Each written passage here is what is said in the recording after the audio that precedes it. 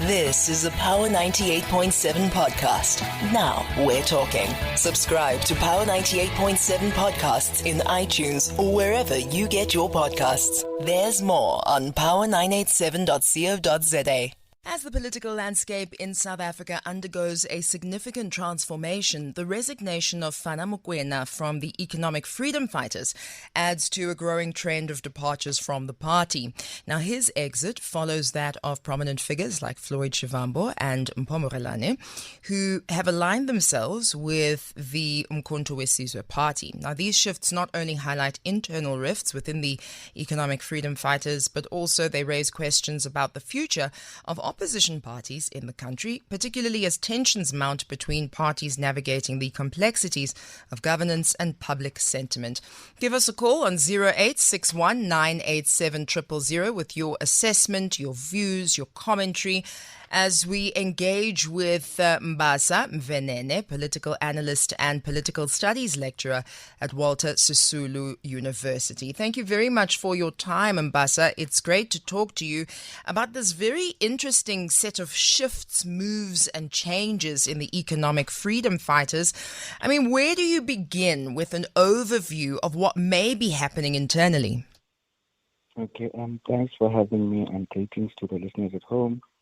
Well, just for starters, I just want to make it clear that it is quite evident that in the EFF, a lot of people are unhappy and there is quite a lot of disagreement within the party.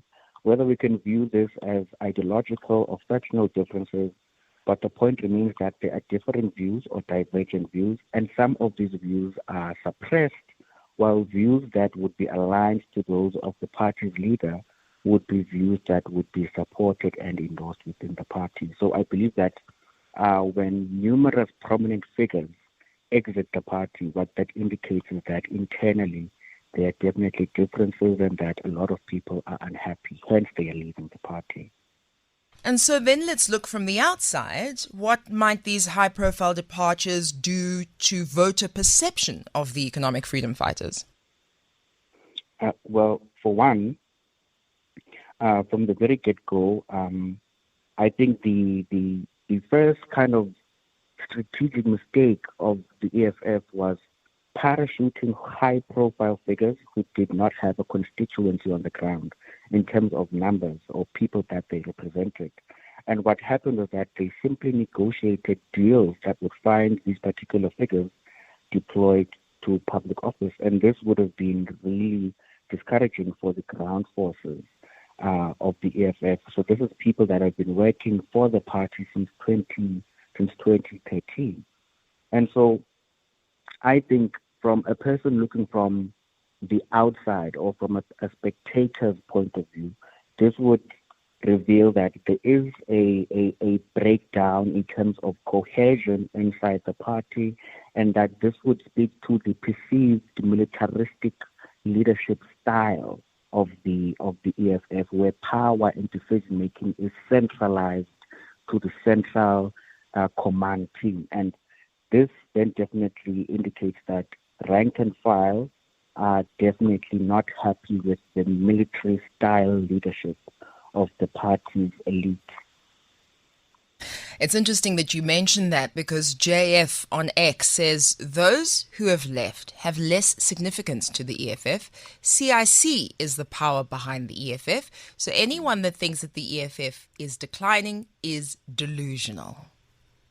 Mbuyiseni, I'm going to keep you on the line with that comment in mind. Open up the lines for our callers on 0861 987 000, and then find out what's happening in the latest 12:30 Power headlines. Thereafter, we continue our conversation, an overview, an analysis of what may be happening within the economic freedom fighters. Stay connected with the latest news across your world. Power 98.7. Now we're talking. It is Power Lunch on Power 98.7 as we jump straight back into our conversation with political analyst and political studies lecturer at Walter Sisulu University, Mbuyiseni Ndlozi, analyzing the events and the amount of prominent party figureheads leaving the EFF. And before we went to the headlines, Mbasa, I read you that post on X, which talked about how all of these people, according to the poster, JF, were kind of inconsequential, right? The CIC is the power behind the EFF, so anyone who thinks that the EFF is declining is delusional. I mean, what are your thoughts about that? With that post on X, but at the same time, I have my own views that might not be the same. So, for instance, I believe that as we went to the May 29th election, we witnessed a kind of overconfidence from the party's leader, the so-called commander-in-chief. And for instance, he made statements such as, "We won't beg South Africans for votes." And the leader was speaking as though they were a dominant party, as though they had a guaranteed vote share that they would receive in the election. And the party leader's popularity, or his how can I put this, his demigod status, it's slowly declining, because any person of that stature needs to have other people who surround him who are able to maintain that particular image or that particular icon status. And for instance, moves like, moving one of the popular leaders like Dr. Ndlozi towards more of the background of the party cannot be viewed as working in the favor of the party if you look at it in terms of public relations, the party interacting with the media, and maintaining an overall good image with the media and keeping in touch, a good image with the public and keeping in touch with the public. So although the party leader may take the status of a Bantu Olomisa in the UDM, or Terra Lukota in COPE, or the late Agacha Buthelezi in the ISP, but this particular status can be viewed as declining, mainly within the EFF, as key figures surrounding this particular person are starting to move away, and most will be joining other political parties. Let's have a listen to this voice note that's come through, 083-303-7093. Let's have a listen. Good day, Pabi. How are you? Pabi, my comment today is about the resignation of EFF members. Pabi, I'm happy that this is finally happening, and Julius has got himself to blame because of his dictatorship and all these other things that he say, crazy things. You cannot have a country without borders. What kind of nonsense is that? All these rotten foods that are killing our children, all these drugs that are all over our townships here, and you still stand up to protect people who are doing the very same things. I believe that even Floyd himself one day will say that he doesn't agree with what Malema says, and the rest of them. And so I'm just happy because the next elections, I pray to God that he must just get 1% of the vote nationally. Thank you, Pabi. Baslolo Mamelodi. Baslolo is very, very passionate there, Mbasa, talking about, the reasons why this mass exodus is happening. And I suppose it also is linked to why the EFF performed the way they did in the previous elections, with many of the ideas and values that they hold. And by they, I suppose also we mean just Julius Malema, many people believe, compared to what the rest of society desires for South Africa, and perhaps even the perception is what's actually happening. Basa? Well, I can say that I think the party leader or the people surrounding him, his advisors or whoever, are really unable to read the room in terms of South Africa's political landscape and in terms of the views of the public. Because any political party in a particular country is canvassing to kind of woo the voter, to kind of persuade the voter to give that party power to enter into government. And like I just said previously, from my point of view, the party leader and the party's elite seem to be getting out of touch with their very own support base. I think the EFF needs to go back to its roots.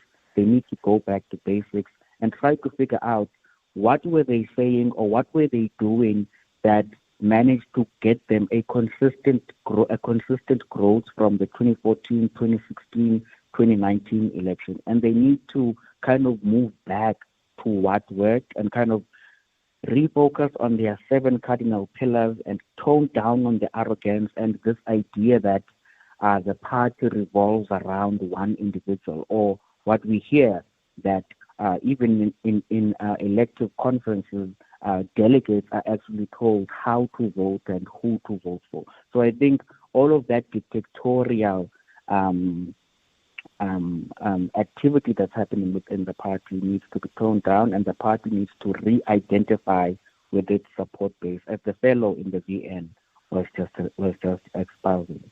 Absolutely. Another aspect of this conversation is about the Mpho party. And I wonder what role you see the newly formed but incredibly powerful now Mpho party playing in reshaping the opposition landscape.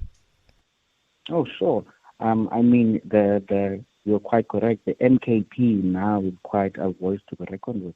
And I think if the Mpho party continues to grow, they'll definitely continue to eat more into the support of the EFF. If the MKP grows their support beyond, for instance, KZN, Mpumalanga, and Gauteng, they can possibly eat into EFF strongholds, including Limpopo and the Northwest. For instance, some young people are viewing the MKP as a more radical option in the liberation movement tradition, and this spells doom and gloom for the EFF, and this will be amplified if prominent figures that are leaving the EFF, your Fana Mokoena, your Busu Mkhwebane, and other people that we expect to leave after the elective conference in December, if those people join the MK party shortly after leaving the EFF, this will further dent and damage the EFF as we head to the 2026 municipal elections. The 2026 municipal elections. So this will present the MK party not only as a strong opposition, but as the legitimate voice of parties on the left in the country's political landscape. And I mean, the MKP is really making quite some moves at the moment. For instance, they recently published their constitution. And although we may not all agree with some of its provisions, but the party is actually working towards building itself organizationally. And I think Floyd Shivambu would be the best person to actually lead that particular process. Let's take some calls on 0861 987 000. Tembi, so you're on the line. Hello. Hi, Papi, and hi to your guest, the talk, good talk. I think, they're losing support, and I think it has been happening for a while. Like when I look at politicians, and I'm not a politician, that when one prominent politician leaves the party, I think they leave with hundreds of other people, because sometimes you just follow like the personalities, within political parties, and in as far as, women are concerned, because that is my interest. Yes. I mean, them muting Naledi was like the greatest, mistake, because they lost support and also interest, because she was just, out there, speaking the women's agenda, young women, students, and other issues. And I have, and there is a culture of bullying as well within women, themselves. Like I had like a project-related relationship or connection with them. This is an issue that Naledi Chirwa had taken to Parliament, like a very kind of sensitive issue. And of course, we had to speak with them. And then within a couple of months, Naledi had been moved from this particular process, and they tried to, basically steal the process from us. By us, I mean the NPO and the department in a university, and started to communicate with the clients, like the women that were assisting in this regard, correctly. But the worst that they did, and this was it was led by an EFF member who was colored and female. And not black women, and this was the issue of black women. And where they really messed us up, the whole relationship up, is when they turned up in their EFF regalia in a closed meeting of these particular women. Yeah. So, I think the bullying, the army style, and I think they lost, the gender, women's, aspect, if I can put it that way. And I think it will take them time to recover from that. Sure. Thank you very much, Thembiso. And Basa, I will come to you for your comment on Thembiso's points as well. Let's speak to Tsepo first before we conclude our conversation. Hi, Tsepo. Hi, Pabi. Welcome. For me, Pabi, the challenge with EFF is all of these people in EFF, they are career politicians. They don't really care about the life of the people, the good life of the people. It's strictly career. And whether the wheels fell off is when Malema took his podium and threatened Shivambu that he must not contest him for ANC for EFF presidency. And if he wants to do it, he must do it openly. In other words, he must maybe consult with him. I don't know what he meant there, but if he does challenging him on the side, the wheels will fall off. So that's where the problem started. And Shivambu, from that time onwards, he realized that he stood no chance to ascend because he's been waiting for the presidency position in EFF for years. So he realized he had no chance to ascend as the president of that party. And he decided to go. Remember, these people are driven by the careers, political careers. They're driven. They've got so many years to live. And within that years of life that they must live, they must have made a killing as far as politics. There we now, go, there's no chance. Yeah, we've got to leave it there for time, all right? And I suppose that's also why you see people being able to then move from party to party and different positions within Parliament. And Basa, your final thoughts after what Thembiso had to say, particularly around bullying issues and respect of women, black women issues, and Naledi Chiro, who is this very, very prominent EFF members and her being moved around, and some of the other issues around the vision. I mean, this was about being freedom fighters for the black South African who had no chance in the economy. And now perhaps it's turned into something different. Well, I think, regarding women's issues, I think it is, I agree with that particular caller. I mean, what happened with Naledi Chiro was really unfortunate, and I think how the party dealt with it, I think mainly for her to have been forced to work, I believe being 8 months pregnant and shortly after delivering a baby, I think that really did not give the party a good look. And there's also one prominent leader as well. She left the party, I believe she's now in corporate, Mandisa Mashego, and I believe that these women were not only popular, but they are intellectually gifted, and they knew how to articulate policy, and they identified very well with women's organizations in the country. And I think kind of moving them around inside the party or sidelining them or suppressing their views, I believe that is not really working in the party's favor. And unfortunately, regarding people being a career politicians, I think that is just the reality of politics. That is just there's a good and the bad side. This is just the bad side of politics. Any person who is in politics is looking for, looking to preserve their own career within politics. And so if people cannot find expression, they cannot grow within a particular party. For instance, I think we all know that in the December conference, Julius Malema will still be the party's president. Right, and I think for a person like Floyd Shivambu, he knew that there was no area for growth inside the EFF. We've got to leave it there, unfortunately, but thank you very much, Mbasa Mvenene, our political analyst, political studies lecturer at Walter Sisulu University, giving us an overview, and thank you very much for engaging us about the economic freedom fighters, yet more of a discussion necessary following the resignation of Fana Mokoena as an MP and from the economic freedom fighters.